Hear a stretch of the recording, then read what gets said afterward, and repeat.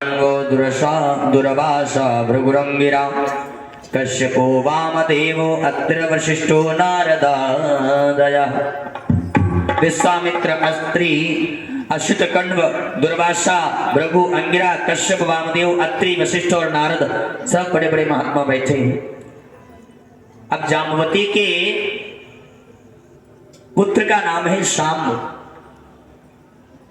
और महाराज इनका नाम शाम्ब क्यों है? क्योंकि जब पुत्र नहीं हुआ तो कृष्ण ने शंकर जी की तपस्या की और भोले बाबा ने कहा कि क्या बात है कन्हैया? तो बोली हमारी सभी पत्नियों के पुत्र हैं, जाम्बवती के पुत्र नहीं, इसलिए जाम्बवती बड़ी उदास रहती हैं। आप कृपा करें तो इनको भी पुत्र हो जाए। अब शंकर जी बोले बन गया काम। अभी मुझ में और पार्वती जी में झगड़ा हो रहा था कि पार्वती कह रही थी कि मैं और कृष्ण की बेटी बनकर जाऊंगी और मैं कह रहा था कि मैं कृष्ण का पुत्र बनकर के जाऊंगा।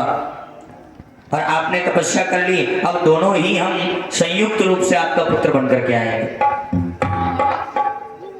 पार्वती और शंकर जी संयुक्त रूप से कृष्ण का पुत्र बनकर के आए, इसलिए इनका नाम पड़ गया शाम्ब।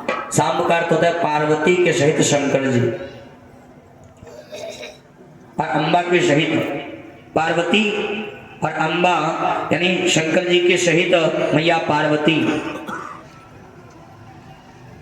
महाराज शाम्ब इतना सुंदर था कि आज इन्होंने क्या किया, सब भाई प्रद्युम्न से बोले भैया ये बड़े बड़े संत बैठे हैं और पिताजी दिन रात इन संतों की प्रशंसा करते हैं, ये संत त्रिकालदर्शी हैं कि नहीं, इसकी आज परीक्षा कर लेकर देखे।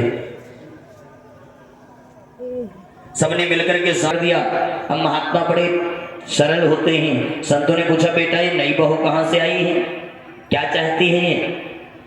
कृष्ण के पुत्र व्यंग्य में हंसने लगे।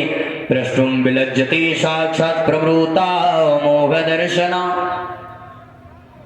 प्रशोष्यन्ति पुत्र कामा किंचित् सच्चन इष्यति। ये नई बहू गर्भवती है, ये चाहती है कि मुझे पुत्र हो जाए और आप लोग तो त्रिकालदर्शी हैं, आप बताइए इसको पुत्र होगा या पुत्री? महात्मा लोगों ने कहा अरे दुष्टों, कृष्ण के पुत्र के पेट पर कपड़ा बांध करके लाए हो और हमारा उपहास करने के यदुवंश के विनाश को कोई रोक नहीं सकता। जिस दिन से यदुवंशियों को शाप लगा उस दिन से मानो द्वारिका को एक प्रकार से नजर लग गई। वसुदेव जी महाराज बड़े उदास रहते हैं, दिन रात चिंतित रहते हैं। आज वसुदेव जी के पास संत नारद का आगमन हुआ। आज बहुत सुंदर प्रसंग है। जिस दिन से यदुवंशियों को शाप लगा है वसुदेव के मन में बेचैनी है, बड़ा भारी कष्ट पड़ गया। वसुदेव जी उदास हैं, बैठे रो रहे हैं। उसी समय वसुदेव जी के पास में देवर्षि नारद जी आए। नारद का आगमन हुआ। नारद जी को देखते ही वसुदेव जी ने उनका उठ करके स्वागत किया, चरणों में वंदन किया, पत्नी सहित नारद को प्रणाम किया और बोले नारद जी आजकल नारद जी पूछने लगे राजन आजकल आप बड़े उदास दिखते हैं, क्या बात है? वसुदेव जी भगवान पहला सौभाग्य तो मेरा यही कि कृष्ण बलराम जैसे पुत्रों का मैं पिता हूँ। दूसरा सौभाग्य है कि मथुरा और द्वारिका जैसी पवित्र नगरी का मैं राजा हूँ। और तीसरा परम सौभाग्य है कि आप जैसे संत का यदा कदा आगमन होता रहता है। जिनके गृह पावन भये संत पधारे आय। सत्य कहता हूं भगवान मुझे लगने लगा है कि मानव शरीर लेकर व्यर्थ में ही इसे गंवा दिया। इसके एक एक पहलू को मैंने व्यर्थ गंवाया। अब चौथा पहर आ गया, कब सांस बंद हो जाए कौन जाने। इसलिए आपके चरणों में मेरा निवेदन है, मेरा मार्गदर्शन करें। मैं बचपन जो प्रश्न आपने मुझसे किया वही प्रश्न राजा जनक ने नवयोगेश्वरों से किया था। क्योंकि एक बार जनक महाराज के यहाँ 9 योगेश्वर पधारे। इन 9 योगेश्वरों का नाम है कवि, हरि, अंतरिक्ष, प्रबुद्ध, पिप्पलायन, आविर्भूत, द्रुमिल और चमस और करभाजन। ये 9 प्रकार के योगेश्वर हैं। जनक महाराज ने योगेश्वरों को प्रणाम करके कहा दुर्लभो मानुषो देहो देहिनां क्षणभंगुरः तत्रापि दुर्लभं मन्ये वैकुंठ प्रियदर्शनम्। एक तो मनुष्य का शरीर बड़ा दुर्लभ है।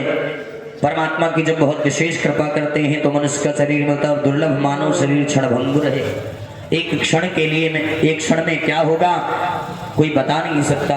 और उसमें भी सबसे दुर्लभ आप जैसे वैकुंठनाथ भगवान के परम प्रेमियों का दर्शन। कृपा करके आप मुझे बताएं कि अत्यंत कल्याण का मार्ग क्या है। आज शरीर से, वाणी से, मन से, इंद्रियों से जो कुछ भी किया जाए सब परमात्मा को समर्पित कर दो। समर्पणात्मक दृष्टि से किया हुआ जो कर्म है वही भागवत धर्म है महाराज। ऐसी परिस्थिति चीरहरण हो रहा था तो चीरहरण के समय दोनों हाथों को उठा करके और भगवान को पुकारा कि हे गोविंद, हे केशव, मेरी रक्षा करो, मेरी लाज बचाओ।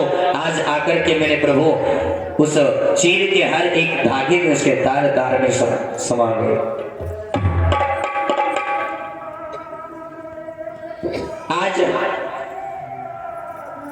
साड़ी का ही रूप धारण कर लिया, क्योंकि सारी बीच नारी है कि नारी बीच सारी है, और सारी की ही नारी है कि सारी नारी की ही सारी है। दुशासन की भुजाएं थक गई, लेकिन द्रौपदी को निर्वस्त्र नहीं कर सका कुछ।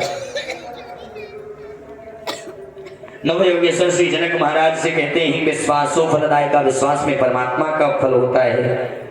रक्षिष्यति विश्वासो, परमात्मा का समझ गए हे वास, वो ही मेरी रक्षा करे, वैसा विश्वास करो।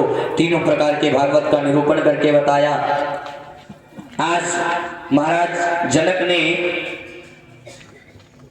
पूछा कि महाराज ये माया बड़ी विचित्र है, इससे इसके रूप क्या है? तो बताया माया के रूप हैं तीन, महासरस्वती, महालक्ष्मी और महाकाली। महालक्ष्मी रूप से माया सबका पालन करती है, महाकाली रूप से सबका संहार करती हैं, और महासरस्वती रूप से सृष्टि का सृजन करती हैं। माया से छूटने का उपाय क्या है? माया बड़ी गुणमयी है राजन। माया से छूटने का तरीका तो केवल एक है राजन, कि गोविंद के नाम का स्मरण करो। और कीर्तन न बोलने का पाप भी नहीं लगा। कहने का तात्पर्य भाय को भाय अनक आलसहु, नाम जपत मंगल दिस दस।